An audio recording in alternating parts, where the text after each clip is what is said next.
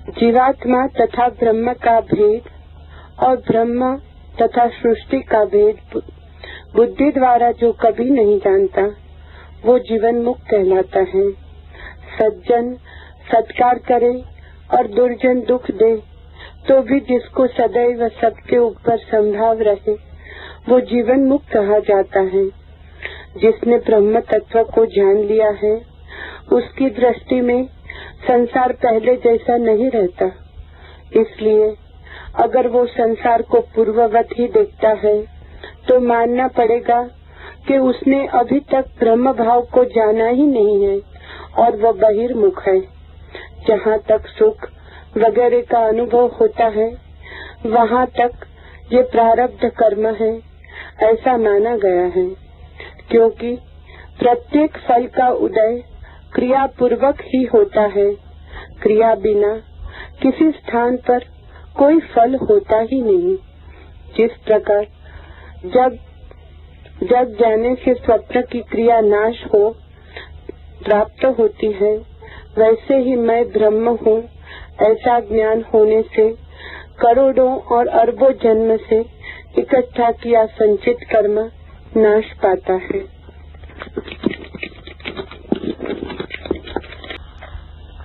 जीवन मुक्त की आंतरिक दशा के लिए कुछ और निर्देश।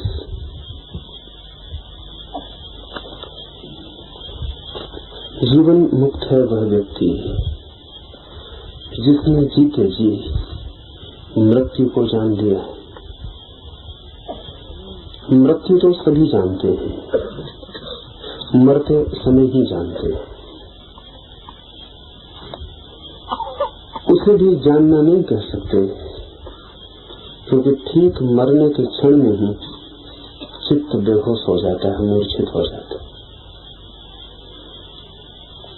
तो मृत्यु हम अपनी कभी नहीं जानते हैं, हम सदा दूसरे की मृत्यु जानते हैं। आपने दूसरे को मरते देखा है, अपने को कभी भी नहीं। मृत्यु का ज्ञान तक हमारा उधार है, और जब दूसरा मरता है तो हम क्या जानते हैं? हम जानते हैं कि वाणी खो गई, कि आंखें बंद हो गई, कि नाड़ी खो गई, कि हृदय बंद हो गया। शरीर का तंत्र अब काम नहीं करता, इतना ही हम जानते हैं। भीतर जो तंत्र के छिपा था उस पर क्या बीती, क्या हुआ, वो बचा नहीं बचा, वो था भी वहां या कभी नहीं था, इस संबंध में हम कुछ भी नहीं जानते। मृत्यु घटती है भीतर, हम केवल बाहर उसके परिलक्षण देख पाते। दूसरे को मरते देखकर कैसे मृत्यु का पता चलेगा? मरे हम भी बहुत बार हैं, लेकिन अपने को मरते हम कभी नहीं देख पाए। मरने के पहले बेहोश हो गए, मूर्छित हो गए। इसीलिए कितने ही लोगों को आप मरते देखें, आपको भीतर भरोसा नहीं आता कि आप भी मरेंगे। कभी आपको ये भरोसा आया कि मैं भी मरूंगा?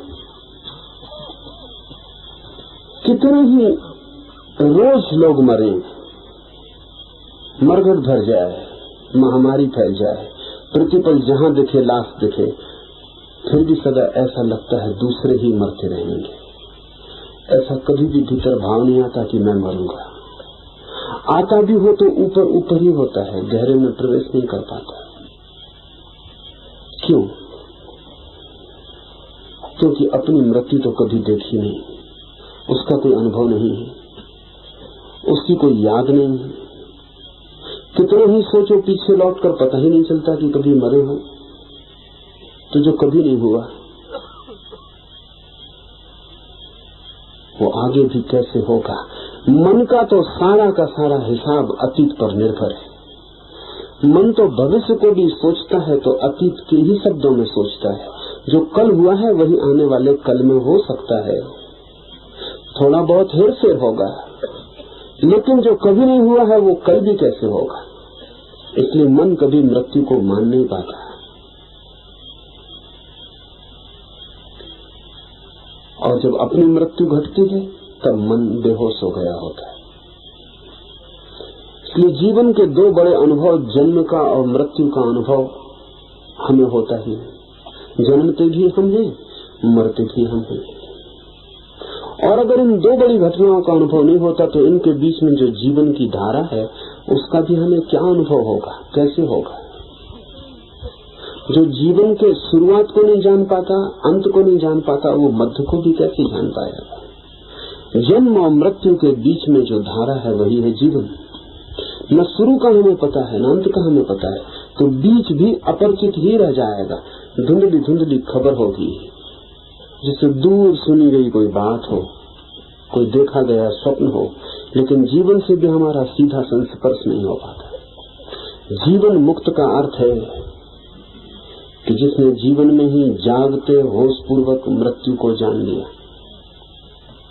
ये शब्द बड़ा अद्भुत है। जीवन मुक्त का अर्थ है बहुत तरह का। एक अर्थ हम कर सकते हैं कि जो जीवन में मुक्त हो गया, दूसरा अर्थ हम कर सकते हैं कि जो जीवन से मुक्त हो गया। दूसरा अर्थ ज्यादा गहरा है। असल में पहला अर्थ दूसरे अर्थ के बाद ही उपयोगी है। जो जीवन से मुक्त हो गया वही जीवन में मुक्त हो सकता है। जीवन से कौन मुक्त होगा? जीवन से वही मुक्त हो सकता है जिसने जान लिया हो कि समस्त जीवन मृत्यु है। जिसे दिखाई पड़ा हो कि जिसे हम जीवन कहते हैं वो मृत्यु का एक लंबी यात्रा है। जन्म के बाद मरने के सिवाय हम कुछ और करते नहीं। कुछ भी करते रहे, मरने की क्रिया जारी रहती हर पल।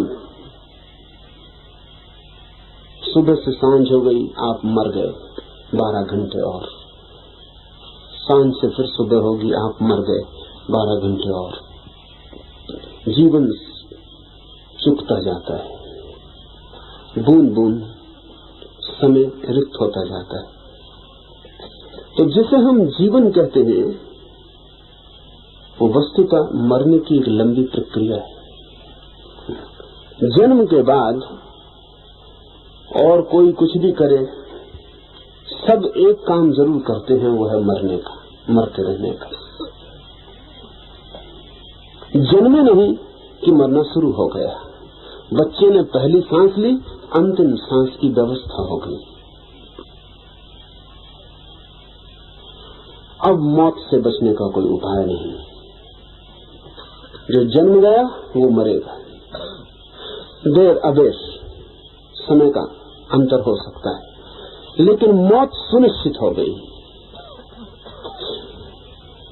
जीवन को जो मृत्यु की लंबी प्रक्रिया की भांति देख लेता है, समझ लेता नहीं, कहा हूं देख लेता, क्योंकि समझ तो आप भी सकते हैं कि ठीक है, इससे जीवन मुक्त नहीं हो जाएंगे। जो देख लेता है, इसका साक्षी हो जाता है, ये उसको दर्शन हो जाता है कि मैं मर रहा हूं प्रतिपल। एक तो हमें पता ही नहीं चलता कि हम मरेंगे, मैं मरूंगा, ये पता नहीं चलता। दूसरे मरते हैं सदा। दूसरी बात, हमें सदा अगर हम कभी सोचते हैं, अनुमान भी करते हैं दूसरों के मरने से अपनी मृत्यु का, तो मृत्यु कभी भविष्य में घटित होगी, उसे अभी टाला जा सकता है। वो अभी घटित नहीं हो रही है, आज नहीं घटित हो रही। बिस्तर पर मरणासन पड़ा हुआ आदमी भी ये नहीं सोचता कि मृत्यु आज घटित हो रही, इस क्षण में आ रही, कल। टाल के हम बच जाते हैं। जीवन होता है अभी और मौत होती है कभी दूर। जिसे दिखाई पड़ जाता है कि पूरा जीवन मृत्यु है, उसे ये भी दिखाई पड़ जाता है कि मृत्यु कल नहीं है, अभी है, इसी क्षण। इसी क्षण में मर ही रहा हूं। ये जो मरने की घटना मेरी घट रही है इसी क्षण, इसकी प्रतीति कैसी हो, इसे कैसे हम देख पाए तो आदमी फिर जीवन की वासना नहीं करता। बुद्ध ने कहा है, जो जीवेष्मा नहीं करता वो जीवन मुक्त है। जो मांग नहीं करता कि मुझे जीवन और मिले, जो और जीना नहीं चाहता, जिसके जीने की अब कोई इच्छा नहीं रह गई है, कोई वासना नहीं रह गई है, मृत्यु आए तो सहजता से स्वीकार कर लेगा। एक क्षण भी मौत से न कहेगा रुको, ठहरो, मैं थोड़ा निपट लूं, तैयार ही रहेगा, प्रतिपल तैयार रहेगा। जीवात्मा जिसकी समाप्त हो गई हो वो जीवन से मुक्त हो सकता है। जो जीवन से मुक्त हो जाता है वो जीवन मुक्त हो जाता है, फिर वो जीवन में ही मुक्त हो जाता है। फिर यही और अभी वो हमारे साथ होता है, लेकिन हमारे जैसा नहीं होता। वो भी उठता है, बैठता है, खाता है, पीता है, चलता है, सोता है, लेकिन उसका सोना, उठना, बैठना, सबका गुण, सबकी क्वालिटी रूपांतरित हो जाती है। हमारे जैसे काम करते हुए भी वो हमारे जैसे काम नहीं करता है। ये संसार जैसा हमें दिखाई पड़ता है ऐसा ही रहता है, लेकिन उसे किसी और भांति दिखाई पड़ने लगता है। उसकी दृष्टि बदल जाती है, देखने वाला केंद्र बदल जाता है, सारा जगत रूपांतरित हो जाता है। इस जीवन मुक्ति की परिभाषा और निर्देश इस सूत्र में है। इन्हें एक एक कर गौर से समझ लेना है। जीवात्मा तथा ब्रह्म का भेद। कुछ मित्रों को ज्यादा खांसी आती हो, एकदम यहां से चले जाएं या अपनी खांसी रोक कर बैठ जाएं। ये दोनों काम नहीं चलेंगे। जीवात्मा तथा ब्रह्म का भेद और ब्रह्म तथा सृष्टि का भेद बुद्धि द्वारा जो कभी नहीं जानता वह जीवन मुक्त कहलाता है। पहली लक्षण स्वयं का और परम के बीच वो जो भीतर छिपा जीव है वो और वो जो विराट में छिपा हुआ ब्रह्म है वो, दोनों के बीच जिसे कोई भी भेद बुद्धि के द्वारा दिखाई नहीं पड़ता वो जीवन मुक्त कहलाता है। दो बातें, कोई भेद दिखाई नहीं पड़ता बुद्धि के द्वारा, सभी भेद बुद्धि के द्वारा दिखाई पड़ते हैं। बुद्धि ही भेद को देखने की व्यवस्था है। जैसे पानी में हम लकड़ी को डाल दें तो लकड़ी तिरछी दिखाई पड़ने लगती है, लकड़ी को बाहर खींच लें लकड़ी फिर सीधी दिखाई पड़ने लगती है, फिर पानी में डालें फिर तिरछी दिखाई पड़ने लगती है। लकड़ी तिरछी होती नहीं, पानी में सिर्फ दिखाई पड़ती है, क्योंकि पानी और पानी के बाहर किरणों की यात्रा का पथ बदल जाता है। पानी के माध्यम में किरणें तिरछी यात्रा करती हैं, इसलिए लकड़ी तिरछी दिखाई पड़ने लगती है। पानी के माध्यम में कोई भी चीज सीधी डालें वो तिरछी दिखाई पड़ेगी, वो तिरछी होती नहीं, सिर्फ दिखाई पड़ती है। और मजा यह है कि आपको बिल्कुल पक्का पता है कि तिरछी होती नहीं, तो भी तिरछी दिखाई पड़ती है। 1000 दफे निकाल के बाहर देख लें फिर पानी में डाल दें तो ऐसा नहीं है कि आप 1000 बार देख चुके, परख चुके, पानी के अंदर हाथ डाल के भी लकड़ी को देख लें तो वो सीधी मालूम पड़ती है हाथ को, लेकिन आंख को तिरछी ही दिखाई पड़ती है, क्योंकि पानी का माध्यम और हवा का माध्यम किरणों के लिए यात्रा पथ बदल देता है।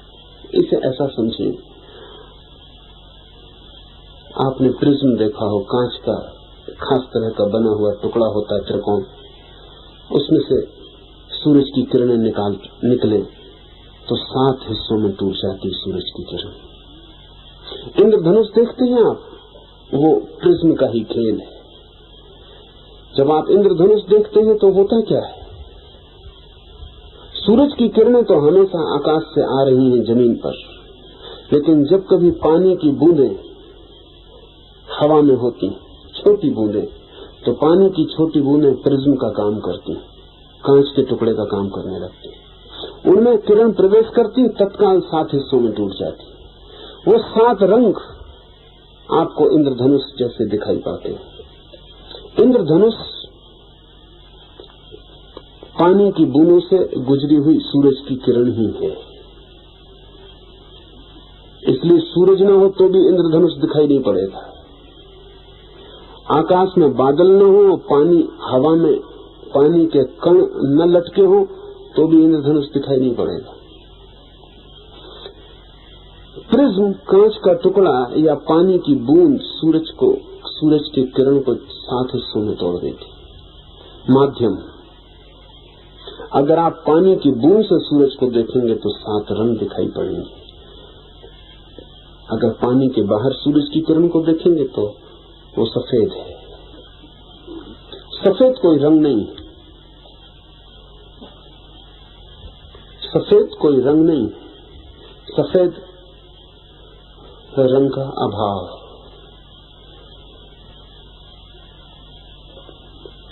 बुद्धि भी ऐसा ही एक माध्यम है।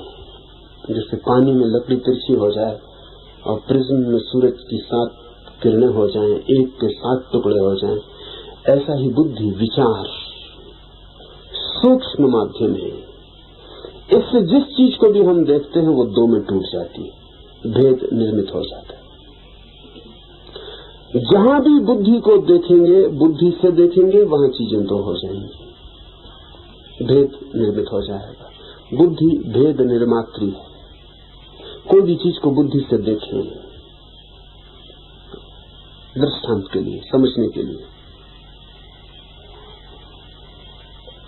प्रकाश को बुद्धि से देखें तो तत्काल 2 हिस्से हो जाते हैं, अंधेरा और उजाला। वस्तुतः अस्तित्व में प्रकाश और अंधेरे में कोई भी फर्क नहीं, वो एक ही चीज का क्रमिक विस्तार। इसलिए तो अंधेरे में भी कुछ पक्षी देखते हैं। अंधेरा बिल्कुल अंधेरा होता तो उल्लू भी रात को देख नहीं सकता था। उल्लू देखता है रात में, इसीलिए देख पाता है कि अंधेरा भी प्रकाश है। सिर्फ आपकी आंख उसको पकड़ने में समर्थ नहीं, उल्लू की आंख पकड़ने में समर्थ है। सूक्ष्म प्रकाश, अंधेरा भी। आपके पास से बहुत बड़ा प्रकाश भी गुजरता है, वो आपको दिखाई नहीं पड़ता है, क्योंकि आपकी आंख की देखने की क्षमता है। उसके नीचे भी दिखाई नहीं पड़ता, उसके ऊपर भी नहीं दिखाई पड़ता, दोनों तरफ अंधेरा हो जाता है। कभी आपने ख्याल किया है कि अगर आपकी आंख एकदम महाप्रकाश के सामने आ जाए तो अंधेरा छा जाएगा, क्योंकि उतना प्रकाश आंख देख नहीं पाती है। तो अंधेरे 2 तरह के, जितने दूर तक आपकी आंख की क्षमता है देखने की, उधर प्रकाश, उसके उस पार भी अंधेरा, इस पार भी अंधेरा। आपकी आंख की क्षमता बड़ी हो जाए तो अंधेरा प्रकाश हो जाता है, आपकी आंख की क्षमता छोटी हो जाए तो प्रकाश अंधेरा हो जाता है। अंधे आदमी की क्षमता बिल्कुल नहीं है, इसलिए सभी अंधेरा है, कोई प्रकाश है ही नहीं उसके लिए। पर प्रकाश और अंधेरा अस्तित्व में एक है। बुद्धि के कारण 2 दिखाई पड़ते हैं। बुद्धि हर चीज को 2 में बांट देती है। बुद्धि के देखने का ढंग ऐसा है कि बिना बटे कोई चीज रह नहीं सकती। बुद्धि है विश्लेषण, बुद्धि है भेद, बुद्धि है विभाजन, डिवीजन। इसलिए हमें जन्म और मृत्यु 2 दिखाई पड़ती है बुद्धि से देखने के कारण, अन्यथा 2 नहीं। जन्म शुरुआत है, मृत्यु उसी का अंत है। 2 छोर हैं एक ही चीज के। हमें सुख और दुख अलग दिखाई पड़ते हैं बुद्धि के कारण, वो 2 नहीं। इसलिए तो दुख सुख बन जाते हैं, सुख दुख बन जाते हैं। आज जो सुख मालूम पड़ता है, सुबह दुख हो सकता है। सुबह तो बहुत दूर है, अभी मालूम होता था सुख, अभी दुख हो सकता है। ये असंभव होना चाहिए। अगर सुख और दुख 2 चीजें हैं अलग अलग, तो सुख कभी दुख नहीं होना चाहिए, दुख कभी सुख नहीं होना चाहिए। पर हर घड़ी ये बदलाहट चलती रहती। अभी प्रेम है, अभी घृणा हो जाती है, अभी लगाव लगता था, अभी विकर्षण हो जाता है, अभी मित्रता लगती थी, अभी शत्रुता हो जाती। ये 2 चीजें नहीं है, नहीं तो रूपांतरण असंभव होना चाहिए। जो अभी जिंदा था अभी मर गया, तो जन्म, जीवन और मृत्यु ये अलग चीजें नहीं होनी चाहिए। नहीं तो जीवित आदमी मर जाए कैसे? जीवन मृत्यु में कैसे बदल जाएगा? हमारी भूल है कि हमने 2 में बांट रखा है। हमारी भूल है कि हमने 2 में बांट रखा है। हमारे देखने का ढंग ऐसा है कि चीजें 2 में बट जाती। इस देखने के ढंग को जो एक तरफ रख देता है, बुद्धि को जो हटा देता है अपनी आंख के सामने से और बिना बुद्धि के जगत को देखता है, तो सारे भेद तिरोहित हो जाते हैं। अद्वैत का अनुभव उन्हीं लोगों का अनुभव है, वेदांत का सार अनुभव उन्हीं लोगों का अनुभव है जिन्होंने बुद्धि को एक तरफ रख के जगत को देखा। फिर जगत जगत नहीं ब्रह्म हो जाता है। और तब जो भीतर जीव मालूम पड़ता था और वहां ब्रह्म मालूम पड़ता था, वे भी एक चीज के दो छोर रह जाते हैं। जो मैं यहाँ हूँ भीतर और जो वहां फैला है सब और, वो दोनों एक ही हो जाते हैं, तत्वमसि। तब अनुभव होता है कि मैं वही हूँ, उसका ही एक छोर हूँ। वो जो आकाश बहुत दूर तक चला गया है, वही आकाश यहाँ मेरे हाथ को भी छू रहा है। वही हवा का विस्तार जो सारी पृथ्वी को घेरे हुए है, वही मेरी श्वास बन के भीतर प्रवेश कर रहा है। इस सारे अस्तित्व के प्राण कहीं धड़क रहे हैं, जिनसे ये सारा जीवन है। तारे चलते हैं और सूरज उगता है और चांद में रोशनी है और वृक्षों में फल लगते हैं और पक्षी गीत गाते हैं और आदमी जीता है। सबके भीतर छिपा हुआ जो प्राण धड़क रहा होगा कहीं विश्व के केंद्र में, और मेरी शरीर में जो हृदय की धीमी धीमी धड़कन है, वो एक ही चीज के दो छोर है, वो दो नहीं। लेकिन बुद्धि को अलग करके जब कोई देखेगा, तभी बुद्धि को अलग करके देखना बड़ी मुश्किल की बात है, क्योंकि जब भी हम देखते हैं बुद्धि से ही देखते हैं।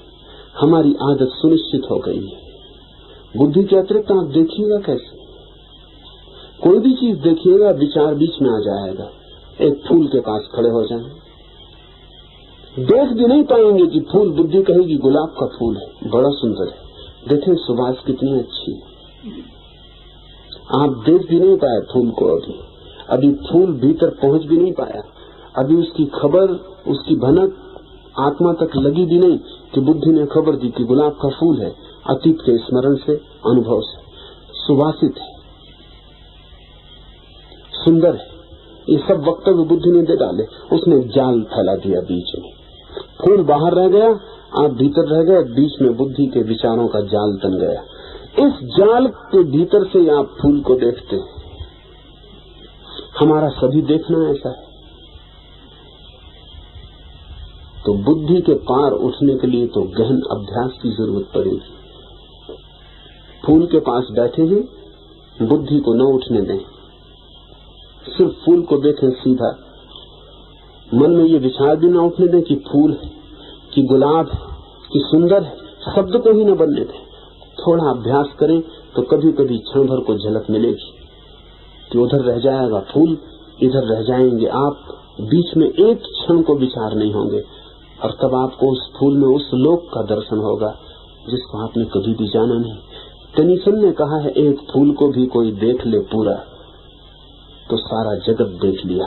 कुछ देखने को बच नहीं जाता, बच भी नहीं जाता, क्योंकि एक फूल में सारा जगत समाया हुआ है। वो जिसे हम क्षुद्र कहते हैं वो विराट की ही अनुकृति है, जिसे हम छोटा कहते हैं वो बड़े का ही छोटा रूप है। जैसे एक छोटे से दर्पण में सारा आकाश झलक जाए, एक छोटी सी आंख में आकाश के करोड़ों तारे झलक जाएं, ऐसे एक छोटे से फूल में सारा ब्रह्मांड। लेकिन वो तभी होता है जब बुद्धि बीच में खड़ी ना हो। इसका अभ्यास करते रहे। खाली बैठे ही पक्षी गीत गा रहा है तो बुद्धि को बीच में ना आने दें, सिर्फ कान बन जाएं, सुने और सोचे मत। पहले बड़ी मुश्किल होगी, सिर्फ आदत के कारण, नहीं तो कोई मुश्किल नहीं है। धीरे धीरे धीरे धीरे झलकें मिलनी शुरू होंगी। पक्षी गाता रहेगा, बुद्धि का कोई स्वर न होगा, आप सुनते रहेंगे। आप और पक्षी के बीच एक सीधा संबंध स्थापित हो जाएगा, बीच में कोई माध्यम न होगा। और तब आप बहुत हैरान हो जाएंगे। ये तय करना मुश्किल हो जाएगा कि आप गा रहे हैं कि पक्षी गा रहा है, आप सुन रहे हैं कि पक्षी सुन रहा है। जैसी बुद्धि बीच से हटती है, आप और पक्षी का गीत एक ही चीज के दो हिस्से हो जाते हैं। वो जो पक्षी का कंठ है वो एक छोर और आपका जो कान है वो दूसरा छोर, और गीत बीच में जोड़ हो जाते। फिर वो जो फूल खिल रहा है वहां, और ये जो हृदय है भीतर, ये जो चैतन्य है भीतर, ये एक ही घटना के हिस्से हो जाते। और बीच में जो तरंगें दौड़ रही हैं वो इन दोनों के बीच, दो के बीच जोड़ने का सेतु बन जाती है। और तब ऐसा नहीं लगता कि फूल वहां दूर खिल रहा है और मैं यहाँ दूर खड़ा देख रहा हूँ। तब ऐसा लगता है कि मैं फूल में खिल रहा हूँ और फूल मुझ में खड़ा देख रहा है। लेकिन ये भी उस क्षण नहीं लगता, ये भी जब हम उस क्षण के बाहर निकल आते हैं तब लगता है। उस क्षण तो इतना भी पता नहीं चलता, क्योंकि जिसे पता चलता है, सोच विचार होता है, वो बुद्धि एक तरफ रख दी गई है, और तब प्रतिपल का अनुभव ब्रह्म का अनुभव बन जाता है। प्रतिपल का अनुभव ब्रह्म का अनुभव बन जाता है। बोकोजू को किसी ने पूछा है कि तुम्हारे ब्रह्म का अनुभव क्या है, तो बोकोजू कहता है ब्रह्म का मुझे कोई भी पता नहीं। करते क्या रहते हो, पूछने वाले ने पूछा है, फिर तुम्हारी साधना क्या है? तो बोकुजू ने कहा है कि जब कुएं से, उस वक्त वो कुएं से पानी भर रहा था, उसने कहा है कि कुएं से जब मैं पानी भरता हूँ तो मुझे ठीक ठीक पता नहीं लगता कि कुआं मुझे भर रहा है कि मैं कुएं से भर रहा हूँ।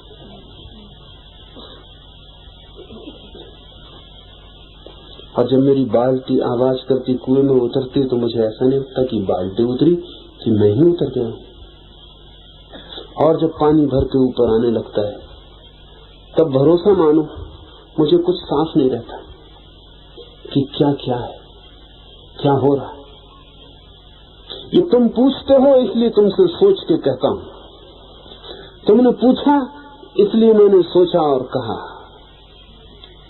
अन्यथा मैं खो गया हूं। ब्रह्म का मुझे कोई पता नहीं, मुझे अपना ही पता नहीं रहा है।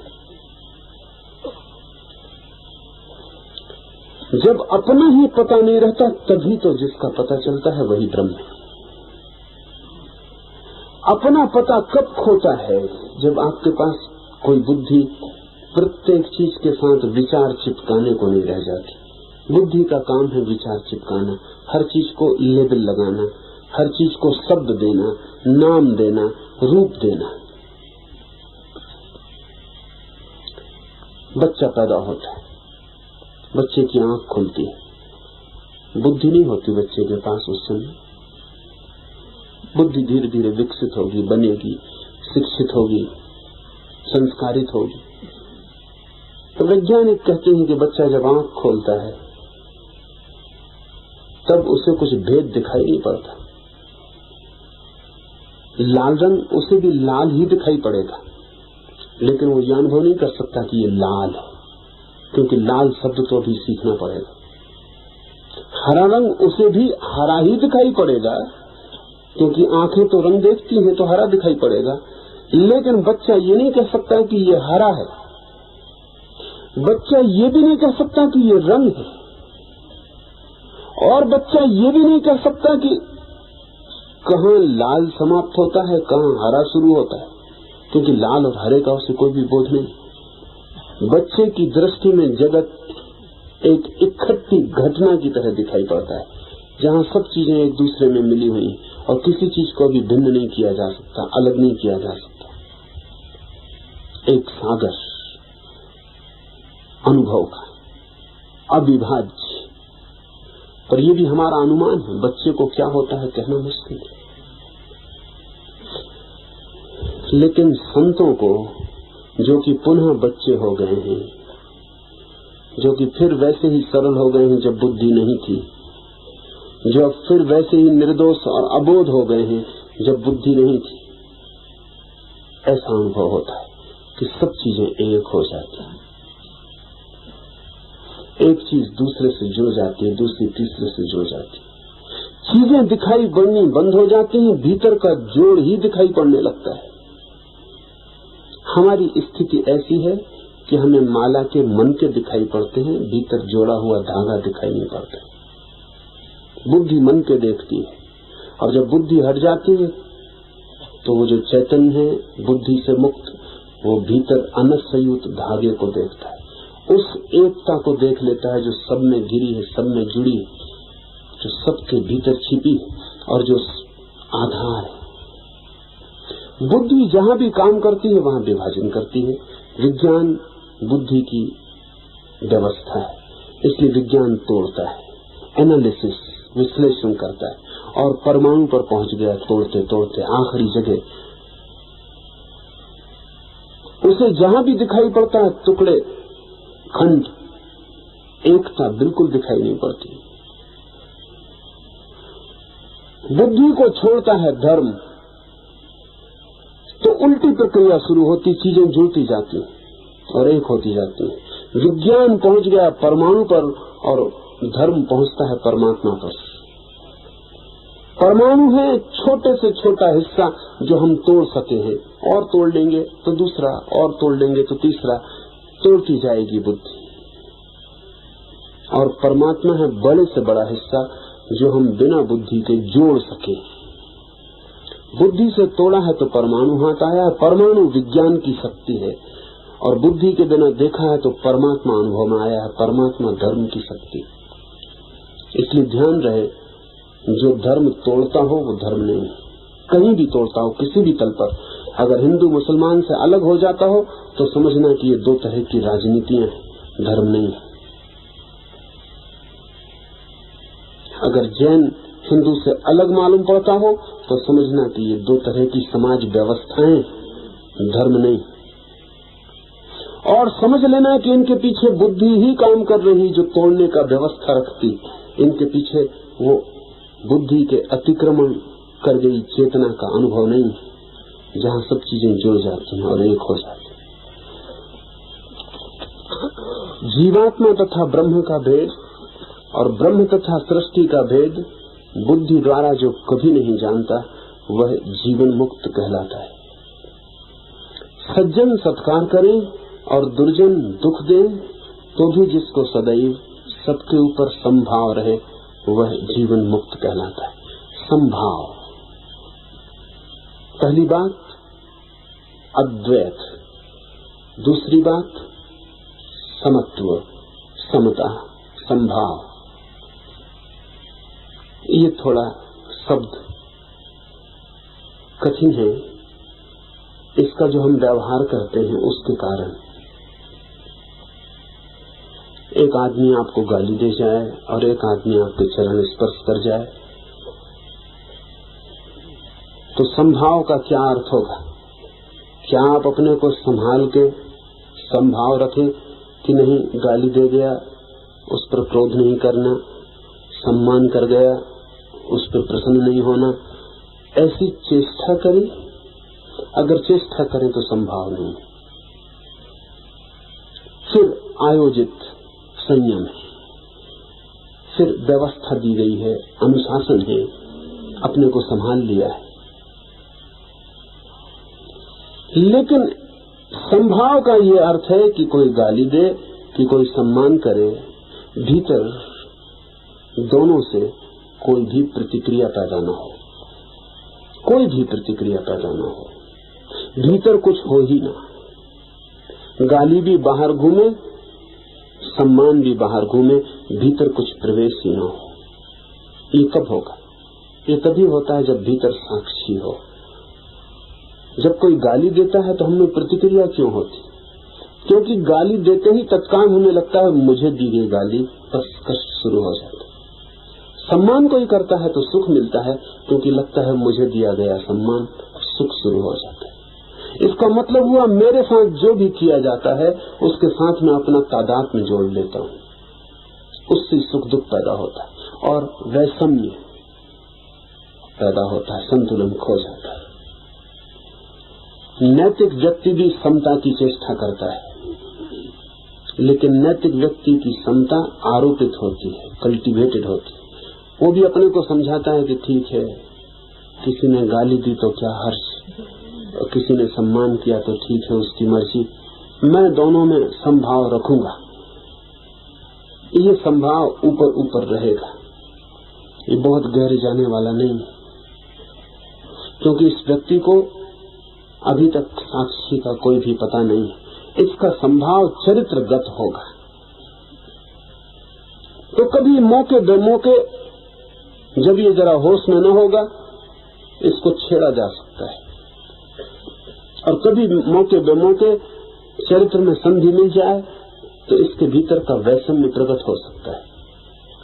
चरित्रगत समता का मूल्य नहीं है उपनिषद की नजर में। उपनिषद की नजर में मूल्य है आत्मगत समता का। आत्मगत समता का अर्थ हुआ कि चाहे कुछ भी बाहर होता रहे, मैं साक्षी से ज्यादा नहीं।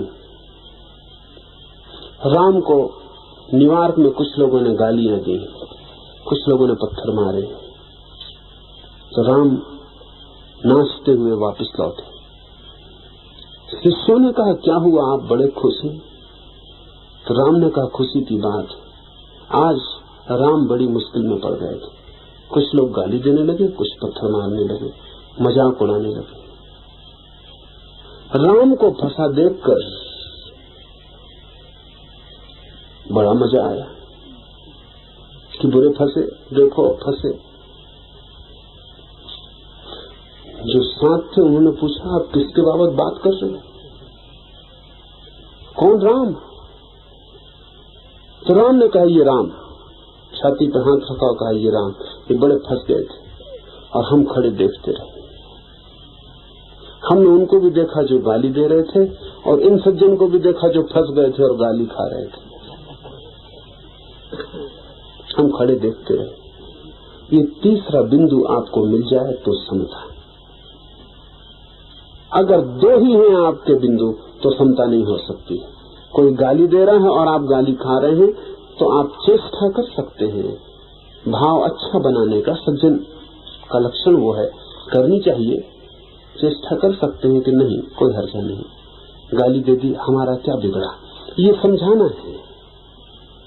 आपको लग रहा है कि कुछ बिगड़ तो गया, इसलिए समझा रहे हैं कि क्या बिगड़ा, और उसने अपनी जबान खराब की, हमारा क्या गया, लेकिन कुछ गया। ये कंसोलेशन, ये सांत्वना है। सज्जन सांत्वना में जीता है। वो सोचता है कि ठीक है, गाली दी, अपना अपना कर्म, अपना अपना फल पाएगा वो आदमी, हम क्यों कुछ कहें। गाली दी है, दुख पाएगा, नरक जाएगा, पाप किया है। वो सांत्वना कर रहा है अपने मन में। वो जो खुद नहीं कर पा रहा है नरक उसके लिए पैदा, वो सोच रहा है भगवान करेगा। अपना काम वो भगवान से ले रहा है, बाकी अपने को समझा रहा है। वो कह रहा है कि जो बुरा बोएगा वो बुरा काटेगा, जो अच्छा बोएगा वो अच्छा काटेगा। हम अच्छा ही बोएंगे ताकि अच्छा काटे। ये बुरा बो रहा है, अपने आप काटे। यहां तक भी वो कर सकता है कि जो तो है कांटा बोवे, बाहे वो तू फूल। वो ये भी कर सकता है कि ये हमें कांटे बो रहा है, हम इसके लिए फूल बोए, क्योंकि ये कांटे काटेगा और हम फूल काटेंगे। बाकी है ये गणित दुकानदार का, व्यवसायी का सौदा है, इसमें समझदारी का सौदा है, बाकी समता नहीं। समता कहां? समता तो तभी होती है जब ये दो बिंदु के पार तीसरा बिंदु दिखाई पड़ना शुरू हो जाए। जब मुझे लगे कि ये रहा गाली देने वाला, ये रहा मेरा रूप, मेरा नाम गाली खाने वाला, और ये तीसरा रहा मैं देखने वाला। इन दोनों से मेरी दूरी बराबर होनी चाहिए तो समता। जो गाली दे रहा उससे भी मैं उतने ही दूर, और जिसको गाली दी जा रही उससे भी मैं उतने ही दूर। अगर इस दूरी में जरा भी फर्क है और जरा भी कमी है, और गाली देने वाला मुझे ज्यादा दूर मालूम पड़ता है और गाली खाने वाला कम दूर मालूम पड़ता है मुझसे, तो समता डोल गई, तो विषमता आ गई। समता का मतलब है कि तराजू के पल्ले दोनों के दोनों सम हो जाएं, और मैं तराजू की तीर की तरह बीच में तीसरा हो जाऊं, और जरा भी अंतर न दिखाऊं। गाली खाने वाले की तरफ न झुकूं, गाली देने वाले की तरफ न झुकूं, मैं पार ही खड़ा रहूं, मैं दूर ही खड़े होकर देखता रहूं। ये साक्षी का भाव समता है। और जीवन मुक्त समता में जिएगा, क्योंकि जीवन मुक्ति आती ही साक्षित्व से है। दूसरा सूत्र ध्यान रखें, सांत्वना से सज्जन पैदा होगा, साक्षी से संत पैदा होता है। संत और सज्जन में बड़ा फर्क है। सज्जन ऊपर ऊपर संत होता है, भीतर उसमें और दुर्जन में कोई फर्क नहीं होता। दुर्जन बाहर भीतर दुर्जन होता है, सज्जन बाहर सज्जन होता है, भीतर दुर्जन होता है। संत में और सज्जन में बड़ा फर्क है। एक अर्थ में तो संत में और दुर्जन में एक समानता है। दुर्जन बाहर भी दुर्जन होता है, भीतर भी दुर्जन होता है। सज्जन भीतर दुर्जन होता है, बाहर सज्जन होता है। संत बाहर भी सज्जन होता है, भीतर भी सज्जन होता है। एक अर्थ में दुर्जन से समानता है। वो समानता ये है कि दुर्जन भी एक रूप होता है बाहर भीतर, और संत भी एक रूप होता है बाहर भीतर। रूप अलग है, बाकी एक रूप होता है। सज्जन दोनों के बीच में अटका होता है, इसलिए सज्जन के कष्ट का कोई अंत नहीं है, क्योंकि सज्जन का मन तो होता है दुर्जन जैसा और आचरण होता है संत जैसा। इसलिए सज्जन बड़ी दुविधा में जीता है और सज्जन के मन में सदा द्वंद बना रहता है। मेरे पास लोग आते हैं, वो कहते हैं कि कभी बुरा नहीं किया, कभी चोरी नहीं की, बेईमानी नहीं की, और इतना कष्ट पा रहे हैं हम, और जिन्होंने चोरी की, बेईमानी की, मजा कर रहे हैं। तो इस जगत में न्याय नहीं है। या सज्जन अपने मन में समझा लेता है कि कुछ भी हो, प्रभु का नियम है, कुछ देर है अंधेर नहीं। समझाता अपने मन को, थोड़ी देर लग रही, अभी बेईमान बीच में सफल हुए जा रहे हैं, आखिर में तो हम ही सफल होंगे। देर है अंधेर नहीं, ये समझा रहा अपने को। लेकिन ये तो बात साफ है कि देर दिखाई पड़ रही, और शक अंधेर का भी हो रहा है कि कुछ गड़बड़ तो नहीं है, कि हम दोनों तरफ से तो नहीं चूक गए, न माया मिली न राम।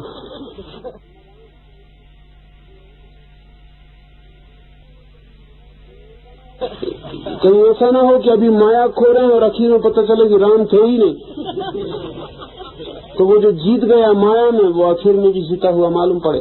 सज्जन को सदा पीड़ा बनी रहती, और जिसको पीड़ा बनी रहे अपनी सज्जनता से, उसका अर्थ साफ हुआ है कि उसका भाव तो दुर्जन का है। भीतर से चाहता तो वो भी वही है जो दुर्जन कर रहा है और दुर्जन पा रहा है, लेकिन सज्जनता का आचरण उसने बना रखा है। उसके दोहरे लोभ, उसकी गाड़ी के बैल दो तरफ जुटे और दोनों तरफ गाड़ी खींची जा रही है। उसका लोभ ये भी है कि धन भी मिल जाए, यश भी मिल जाए, अहंकार की भी तृप्ति हो। दुर्जन के जो लोभ है वो उसके लोभ है। उसका लोभ ये भी है कि परमात्मा भी मिल जाए, आत्मा भी मिल जाए, मोक्ष भी मिल जाए, शांति और आनंद भी मिल जाए। जो सज्जन, जो संत की अभिप्सा है, वो भी उसका लोभ है, उसके दोहरे लोभ है। उन दोनों लोगों के बीच वो परेशान है, और इसलिए अक्सर सज्जन बड़ी ही अशांति में उपलब्ध होगा। अगर सज्जन शांत हो तो संत हो जाता है, और सज्जन अगर अशांत बना रहे तो आज नहीं कल दुर्जन हो जाता है। ज्यादा देर टिक नहीं सकता। वो मध्य की कड़ी या तो नीचे गिरे या ऊपर जाए, बीच में कोई उपाय नहीं ठहरने का। जीवन मुक्त है संत,